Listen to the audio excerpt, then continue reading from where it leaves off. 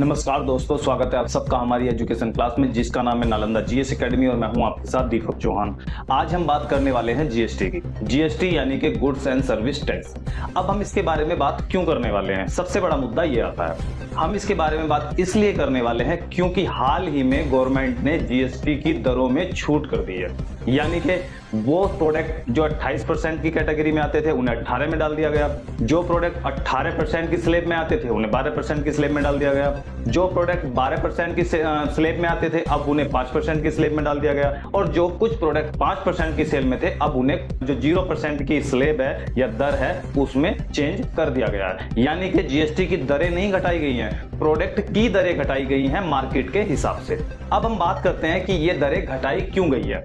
कुछ लोग बोल रहे हैं कि ये सरकार का मास्टर स्ट्रोक है और ये बहुत अच्छा कदम है लोगों के लिए, जनता के लिए, उसके लिए सरकार को धन्यवाद देना चाहिए। लेकिन मैं बोलता हूं कि इसके लिए जो धन्यवाद के पात्र हैं वो हमारी सरकार नहीं है। जी हां, इसके लिए अगर आप लोगों को धन्यवाद देना है तो अमेरिका के राष्ट्रपति डोनाल्ड ट्रंप को देना पड़ेगा। क्यों देना पड़ेगा? क्योंकि ये जो स्टेप उठाया गया है ये जब उठाया गया है जब डोनाल्ड ट्रंप ने भारत के निर्यात पर 50% का टैरिफ लगाया है। अब वो टैरिफ अगर नहीं लगता तो जीएसटी की दरों में कटौती नहीं की जाती और जनता को टैक्स से या महंगाई से राहत नहीं मिलती। उसके कारण समझते हैं। कारण यह है कि जब भारत से निर्यात होता है अमेरिका को प्रोडक्शन, जब उस पर 50% टैक्स लगा तो टैक्स लगने के बाद में वहां पर चीजें महंगी हो गई।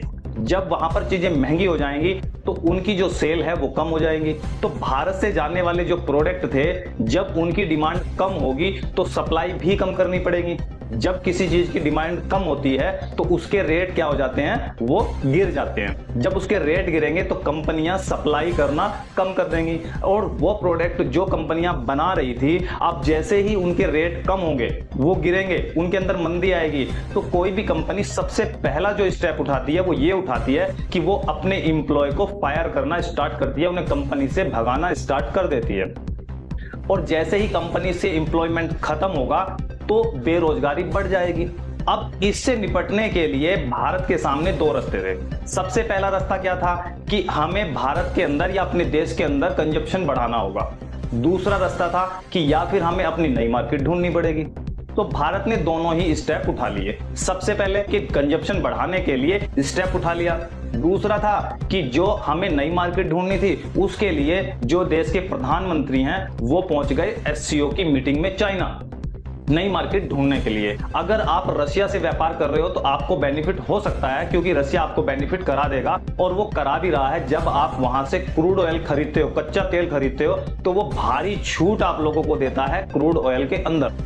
दूसरी चीज आपको बेनिफिट क्या कराता है, अगर आपको क्रूड ऑयल का पेमेंट भी रशिया को करना है तो वो भी आप रुपए में कर सकते हो। ये भी आप लोगों को छूट देता है रशिया। यानी कि अगर आप रशिया से व्यापार करते हो तो आप लोग सोच सकते हो कि आपको बेनिफिट होगा। लेकिन अगर आप चाइना की मार्केट ढूंढ रहे हो तो आप बेवकूफ हो। क्यों बेवकूफ हो? क्योंकि चाइना इतना बड़ा धोखेबाज, दोगला और बेवकूफ भी नहीं बोल सकते हम, इतना होशियार है कि अगर आप अब उसकी मार्केट में एक प्रोडक्ट बेचोगे तो वो आपकी मार्केट में 1 लाख प्रोडक्ट को डंप कर देगा। इसलिए अगर आप चाइना की मार्केट तलाश रहे हो तो आप लोगों को अपना इलाज कराना पड़ेगा।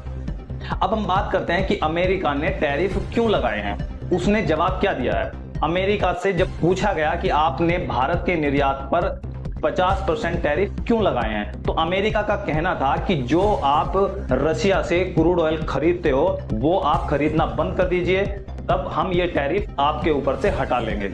उसका कारण क्या बताया गया? उसका कारण ये था कि जो भी क्रूड ऑयल आप रशिया से खरीदते हो उस क्रूड ऑयल से जो पैसा मिलता है रशिया को उसका यूज वो यूक्रेन रशिया के युद्ध में कर रहा है। यानी कि उसकी हानि सीधे सीधे यूक्रेन को झेलनी पड़ रही है। और आप जानते हो कि यूक्रेन की जो लड़ाई हो रही है वो तब से हो रही है जब उसने अपनी मंशा जाहिर की है या नाटो का सदस्य बनने की। अब नाटो क्या है? नाटो पश्चिमी देशों का एक सैनिक संगठन है जिसमें जो यूक्रेन है उसने अपनी मंशा जताई थी उसमें ऐड होने के लिए। इसलिए पूरा जो पश्चिम वर्ल्ड है वो यूक्रेन के साथ खड़ा है। इधर अगर हम रशिया को फायदा पहुंचाएंगे अमेरिका उसके विरोध में तो आएगा ही आएगा और इसीलिए अमेरिका उसके विरोध में आया। और उसने भारत के निर्यात पर 50% का टैरिफ लगा दिया। अब नेक्स्ट चीज ये बचती है, जो देश के अंदर कंजप्शन बढ़ना है उसका जीएसटी से क्या लेना देना है। सबसे बड़ी बात तो यहीं पर आती है। उसका मतलब आप समझिए कि देश के अंदर कंजप्शन कैसे बढ़ेगा। जैसे ही हमारा निर्यात कम होगा अमेरिका के अंदर, तो वो जो प्रोडक्ट हम अमेरिका को बेच रहे थे, अब वो प्रोडक्ट हम अमेरिका को नहीं बेच पाएंगे उस मात्रा के अंदर। वो प्रोडक्ट कहां रह जाएंगे, वो आपके पास रह जाएंगे। अब उनका जो कंजप्शन है वो हमें क्या करना पड़ेगा, अपने देश में करना पड़ेगा। और वो कंजप्शन कैसे होगा, उसका जीएसटी से क्या रिलेशन है वो समझते हैं। जैसे ही आप लोगों को पता चला कि आप लोगों ने बाइक लेनी है, बाइक का रेट आपने पता किया और बाइक का रेट आप लोगों को मिलता है 1 लाख रुपए। आपको वॉशिंग मशीन लेनी है, मशीन का रेट मिलता है आपको 20,000 रुपए।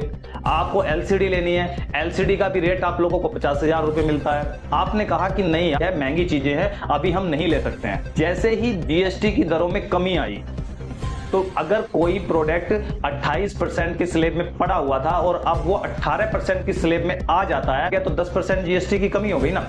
और जब 10% की टैक्स की राहत मिलेगी, 1 लाख पे बेनिफिट हो गया 10,000। तो कोई भी बाइक जो पहले 10,000 महंगी मिल रही थी, जीएसटी की दरों में छूट होने के बावजूद वो जो बाइक है अब आप लोगों को वो 10,000 सस्ती मिलेगी। आपके मन में ये विचार आएगा कि महंगाई होने से पहले, जैसे ही रेट बाइक के बढ़ते हैं उससे पहले ही हमें ये बाइक ले लेनी चाहिए। आप लोगों को प्रेस लेनी थी, प्रेस की जीएसटी में दरों में कटौती हुई, आप लोगों को प्रेस सस्ती लगने लगी तो आप लोगों ने प्रेस खरीद ली। आप लोगों को वॉशिंग मशीन पर राहत मिली तो आप लोगों ने वॉशिंग मशीन खरीद ली। आप लोगों को एलसीडी सस्ती मिली तो आप लोगों ने एलसीडी खरीद ली। तो ये जो आप लोगों ने खरीदने का कार्यक्रम स्टार्ट किया, ये कब किया, जब जीएसटी में राहत मिली, आप लोगों को टैक्स से राहत मिली तो सामान सस्ते हो गए, जिसकी वजह से मार्केट में मांग बढ़ी, डिमांड बढ़ी। और डिमांड जैसे ही मार्केट में क्रिएट होगी तो सप्लाई बढ़ानी पड़ेगी। और सप्लाई कौन बढ़ाएंगे, सप्लाई बढ़ाएंगी कंपनियां। जब कंपनियां अपनी पूरी क्षमता के साथ में काम करेंगे तो उसके हिसाब से उन्हें मैन पावर भी तो चाहिए होगी, और जब मैन पावर चाहिए होगी तो उस मैन पावर को वो मार्केट में से ही तो हायर करेंगे, यानी कि लोगों को रोजगार मिलेगा। यानी कि दूसरी तरफ जब निर्यात पर 50% टैरिफ लगा तो रोजगार खत्म होने की कगार पे आ गए, रोजगार खत्म होने वाले थे। लेकिन जैसे ही जीएसटी की दरों में कटौती की गई, वैसे ही मार्केट में उछाल आ गया, डिमांड बढ़ने लगी और कंपनियों को अपनी सप्लाई बढ़ानी पड़ी। उसके लिए ऑपरेटर चाहिए, उसके लिए इंजीनियर चाहिए, उसके लिए सुपरवाइजर चाहिए, उसके लिए मैन पावर चाहिए। जब कंपनी अपना प्रोडक्शन बढ़ाएगी तो कंपनी को जैसे प्रोडक्शन बढ़ेगा तो उसे सप्लाई करने के लिए सर्विस सेक्टर भी तो चाहिएगा भाई, उसे सप्लाई भी तो रिटेलर के पास भी तो भेजना है। तो उसके लिए अगर आप ट्रांसपोर्ट का यूज कर रहे हैं तो ट्रांसपोर्ट वालों को काम मिल जाएगा, जहां से कंपनियां कच्चा माल खरीद रही है, रॉ मटेरियल खरीद रही है, उन्हें काम मिल जाएगा। तो एक जीएसटी की दरों में कमी करने की वजह से पूरे के पूरे देश का जो मार्केट है उसमें उछाल आप लोगों को देखने को मिलेगा, डिमांड बढ़ जाएगी। और जो मंदी का दौर 50% टैरिफ की वजह से आया है उसका सोल्यूशन कहीं ना कहीं मिलता हुआ नजर आएगा। लेकिन ये एक शॉर्ट टर्म पीरियड होगा, लॉन्ग टर्म नहीं होगा। लॉन्ग टर्म के लिए आप लोगों को एक अल्टरनेट मार्केट ढूंढनी ही पड़ेगी। ये आप लोगों का सोल्यूशन होगा जो परमानेंट होगा।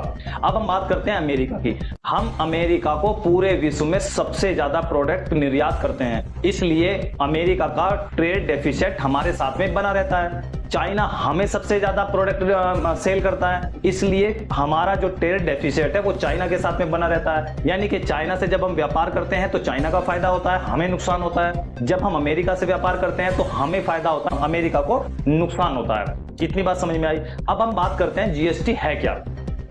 भारत के अंदर भारत की जनता पर सरकार के द्वारा 2 प्रकार के टैक्स इंपोज किए जाते हैं। सबसे पहला जो टैक्स होता है वो होता है डायरेक्ट टैक्स, इसका एग्जांपल होता है इनकम टैक्स। दूसरा हम टैक्स देखते हैं इनडायरेक्ट टैक्स, इसका एग्जांपल आप देखते हो जीएसटी। लेकिन क्या ये स्टार्टिंग से ही जीएसटी थी? जीएसटी मतलब goods and service tax, starting से ये जीएसटी नहीं थी। इससे पहले कई सारे ऐसे टैक्स थे जो अलग अलग स्तर पर लगाए जाते थे, जैसे वेट हो गया, एक्साइज हो गया। तो ये ऐसे टैक्स थे जो अलग अलग लगाए जाते थे, यानी कि इन्हें यह भी बोला जाता कि टैक्स ऑन टैक्स, यानी कि टैक्स के ऊपर भी टैक्स लगता था। राज्यों में इंटर स्टेट जो व्यापार था वो भी मुश्किल था, ट्रांसपेरेंसी नहीं थी, टैक्स के अंदर ट्रांसपेरेंसी नहीं थी। वन टैक्स वन नेशन वाला जो कॉन्सेप्ट है वो लेकर आया गया, तभी से क्या हुआ, जीएसटी को लागू किया गया। बात है 1 जुलाई 2017 की, जब जीएसटी को पूरे देश के अंदर लागू कर दिया गया। अब ये क्या था, एक इनडायरेक्ट टैक्स था, इसे लागू कर दिया गया देश के अंदर। तो इससे क्या हुआ, इससे फायदा क्या हुआ, वन नेशन वन टैक्स की जो थ्योरी है उसे अप्लाई किया गया। अब बात करते हैं कि जीएसटी को लागू करा क्यों गया। टैक्स सिस्टम को आसान बनाने के लिए, व्यापारियों व ग्राहकों के बीच ट्रांसपेरेंसी या पारदर्शिता लाने के लिए। अब हम बात करते हैं जीएसटी के प्रकार की। कौन कौन से प्रकार जीएसटी के होते हैं। सबसे पहला होता है सीजीएसटी। सीजीएसटी यानी कि सेंट्रल जीएसटी। जो भी जीएसटी किसी भी प्रोडक्ट पे लगेगा तो जो सीजीएसटी होता है वो केंद्र सरकार के पास जाता है। इसके बाद में आता है स्टेट जीएसटी यानी कि एसजीएसटी। ये जो जीएसटी कलेक्ट किया जाएगा ये उस राज्य की सरकार के पास में जाएगा जिस राज्य में ये कलेक्ट किया गया है, जहां पर ये प्रोडक्ट बिका है। ये हो जाएगा आपका एसजीएसटी। इसके बाद में जाता है आईजीएसटी। आईजीएसटी का मतलब होता है इंटर स्टेट का। जब आप अंतर्राज्यीय व्यापार करते हो तो वहां पर आईजीएसटी लगता है, यानी कि इसमें अगर 18% का कलेक्शन होता है तो 9% उस ए राज्य को और 9% बी राज्य को वो दिया जाएगा। इसके बाद में आता है हमारा यूजीएसटी। यूजीएसटी क्या है, यूनियन टेरिटरी का जो टैक्स होता है, यानी कि अगर आप कोई प्रोडक्ट यूनियन टेरिटरी में सेल करते हो तो वहां से जो कलेक्शन होता है वो यूनियन टेरिटरी के खाते में जाता है, उसे बोलते हैं यूजीएसटी। अब हम बात करते हैं टैक्स स्लैब की। जीएसटी की जो टैक्स स्लैब है वो कितनी है। जीएसटी की टैक्स स्लैब आप लोगों को मिलती है 5, जिसे आप दर भी बोल सकते हो। सबसे पहली जो टैक्स स्लैब होती है वो 0%। इसके बाद में आती है 5% स्लैब। तो तीसरी आती है हमारी 12% टैक्स की दर।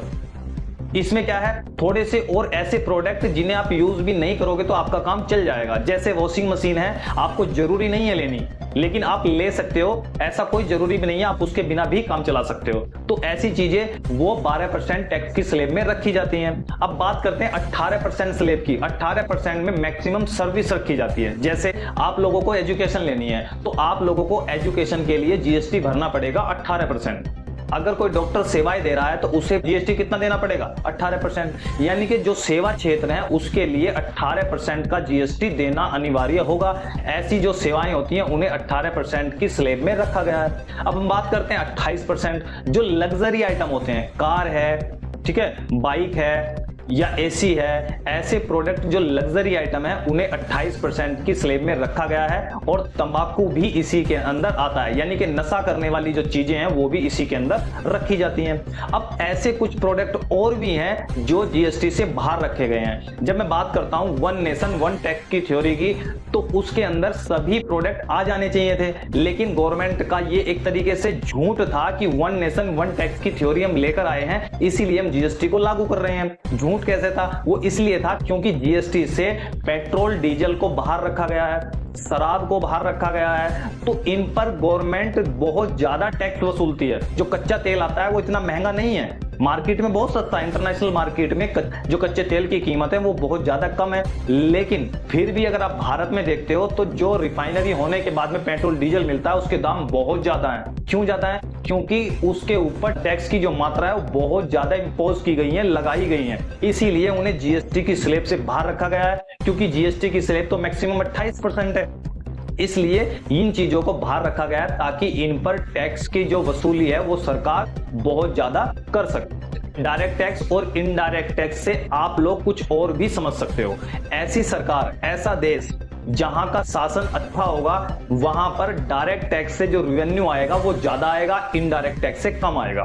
जहां पर सरकार अच्छी नहीं होगी या शासन अच्छा नहीं होगा, जनता को महंगाई की मार झेलनी पड़ रही होगी, वहां पर जो टैक्स का कलेक्शन होगा वो जीएसटी यानी कि इनडायरेक्ट टैक्स से ज्यादा होगा और डायरेक्ट टैक्स से कम होगा। ऐसा क्यों होता है? डायरेक्ट टैक्स इनकम टैक्स पर लगता है। जब लोगों की इनकम बढ़ेगी, इनकम टैक्स देने में कोई प्रॉब्लम ही नहीं होगी, लेकिन जब लोगों की इनकम बढ़ ही नहीं रही है तो इससे पता चलता है कि लोगों की ग्रोथ नहीं हो रही है, वो बेफालतू के अंदर महंगाई की मार झेल रहे हैं, टैक्स की मार झेल रहे हैं। इसीलिए भारत में क्या है, जीएसटी का कलेक्शन ज्यादा होता है, इनडायरेक्ट टैक्स से कलेक्शन ज्यादा होता है और डायरेक्ट टैक्स से कलेक्शन कम होता है। और ये एक विकसित देश की तरफ या अच्छी ग्रोथ के लिए सही नहीं माना जाता है इनडायरेक्ट टैक्स से ज्यादा पैसा आए गवर्नमेंट के पास में और डायरेक्ट टैक्स से कम आए, क्योंकि जो इनडायरेक्ट टैक्स है वो बेचारे गरीब के ऊपर भी बहुत ज्यादा पड़ता है। अमीर तो झेल जाता है लेकिन गरीब के ऊपर बहुत ज्यादा पड़ता है। आप डायरेक्ट टैक्स को ज्यादा ले सकते हो क्योंकि उसे अमीर लोग पे करते हैं, लेकिन जो इनडायरेक्ट टैक्स है वो उसकी मार पूरे देश के गरीब से गरीब नागरिक, मिडिल क्लास सभी को झेलनी पड़ती है। इसीलिए देश के अंदर इनडायरेक्ट टैक्स जो होना चाहिए वो कम होना चाहिए और डायरेक्ट टैक्स जो होना चाहिए वो ज्यादा होना चाहिए। आज जीएसटी का जो टॉपिक है वो आप लोगों को समझ में आया होगा कि क्यों लगाया गया, क्या कारण थे लगने के और इससे मार्केट पर क्या इफेक्ट पड़ता है और जीएसटी की दरों में जो कमी आई है उससे मार्केट में उछाल कैसे आता है। तो आज के लिए इतना ही, मिलते हैं नेक्स्ट लेक्चर में, जब तक के लिए दीजिए इजाजत। जय हिंद, जय भारत।